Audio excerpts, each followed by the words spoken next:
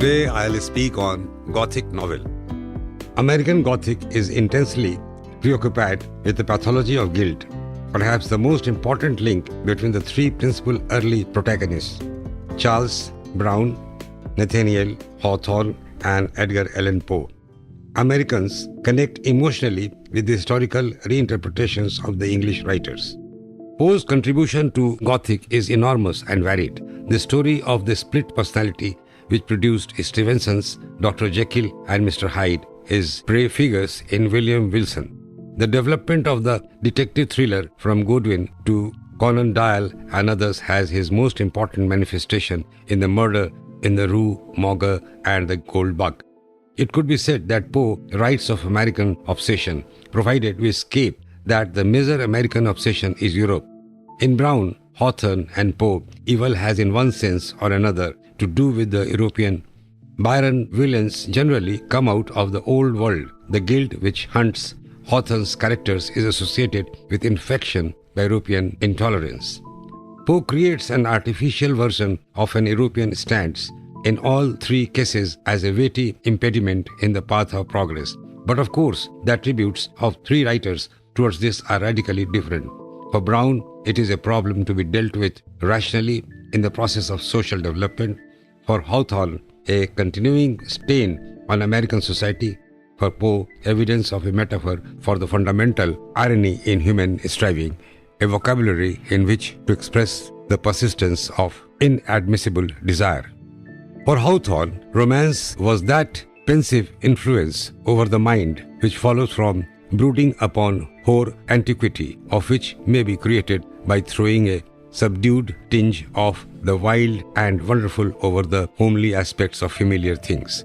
Hawthorne defines a connection between the sense of wonder or terror and the sense of history, a connection that takes us back to dissimilar definitions of the imagination made by the Coleridge and Wordsworth.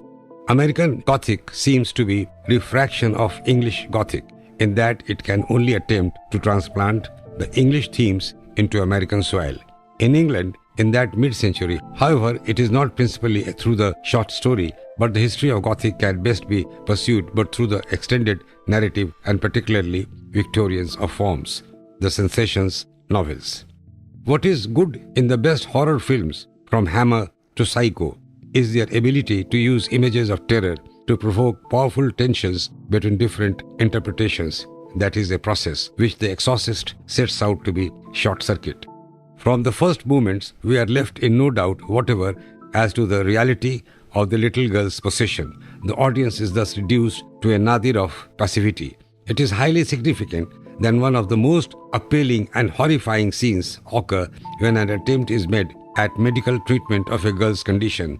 For what this demonstrates is that the filmmakers were drawing throughout upon a singly language and a singly level of intensity, with complete disregard of the film's narrative or thematic cohesive. The revenge tragedy, as its name implies, in a tragic play in which the tragedy results from the revenge that is taken from some wrong or wrongs, either by the person wronged himself or by someone else on his behalf. This kind of tragedy had its beginning in ancient Greece in the tragedies of Sophocles and Euripides. However, in their tragedies, there was nothing of that horror element which soon came to be associated with the revenge plays and which is marked feature of the Elizabethan revenge tragedy.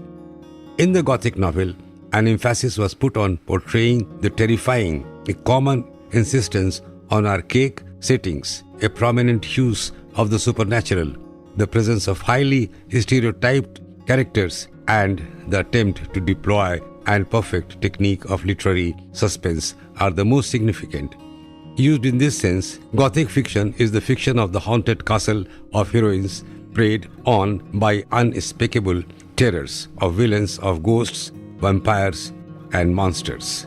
So we come to the end of today's lecture, that is on Gothic novels, and as I have said earlier also that this is a sort of dark novel, you can say, and where the novelists go deeper into the dark psyche of a man, and at the same time they create a horrifying situation by symbolizing with the castles, monsters, villains, and all the dark periods.